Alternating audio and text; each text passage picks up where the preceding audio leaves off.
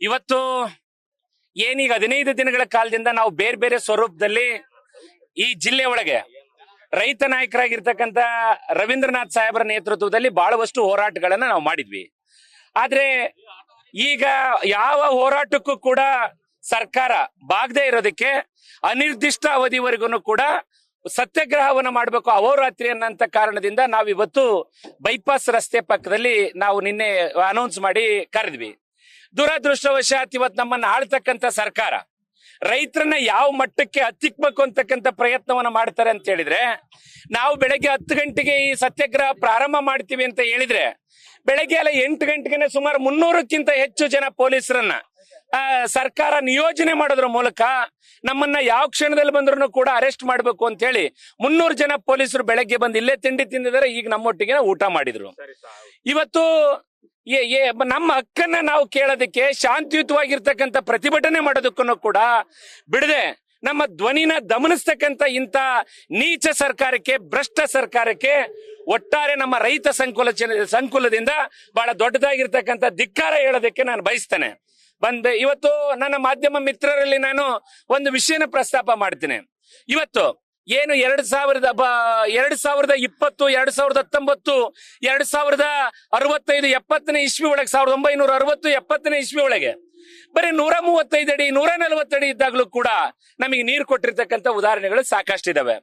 ಇವತ್ತು 176 ಅಡಿ ನೀರಿದೆ. 176 ಅಡಿ ನೀರಿದ್ದಂತ ಇಂಥ ಕಾಲದಲ್ಲೂ ಕೂಡ ನಮಗೆ ನೀರು ಕೊಡೋದಕ್ಕೆ ಮೀನಾಮೇಷ ಮಾಡ್ತಾ ಇರ್ತಕ್ಕಂಥ ಈ ಸರ್ಕಾರದ ಬಂಡ ನಿಲುವನ್ನ ಏನಂತ ನಾವು ಕರಿಬೇಕು ಅಂತ ಹೇಳಿ ನಮಗೆ ಅರ್ಥ ಆಗ್ತಾ ಇಲ್ಲ.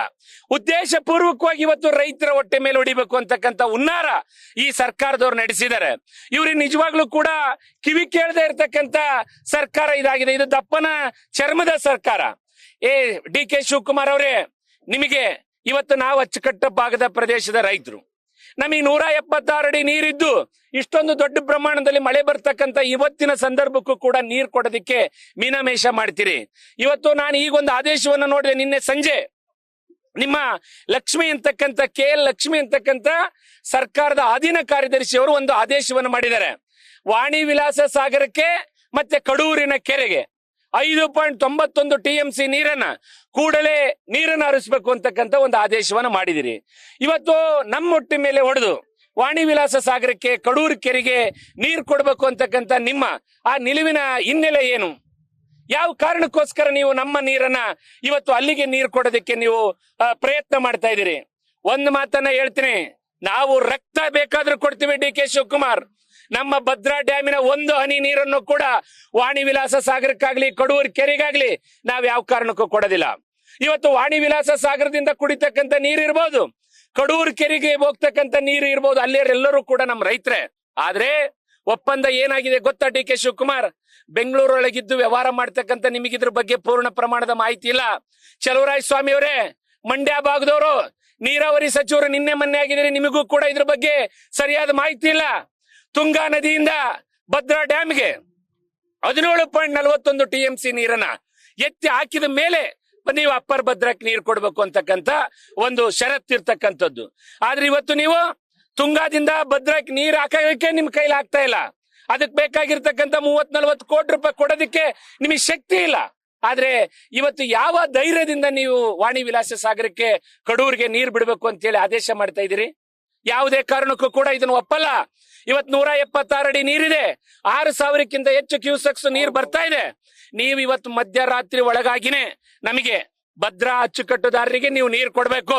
ಇಲ್ಲ ಅನ್ನೋದಾದ್ರೆ ನಿಮ್ಮ ಈ ಕಾಕಿಗೆ, ನಿಮ್ಮ ಈ ನಿಮ್ಮ ಪೊಲೀಸರಿಗೆ, ನಿಮ್ಮ ಸರ್ಕಾರಕ್ಕೆ, ನಿಮ್ಮ ಯಾರಿಗೂ ಕೂಡ ನಾವು ಎದುರಂತ ಪ್ರಶ್ನೆನೇ ಇಲ್ಲ.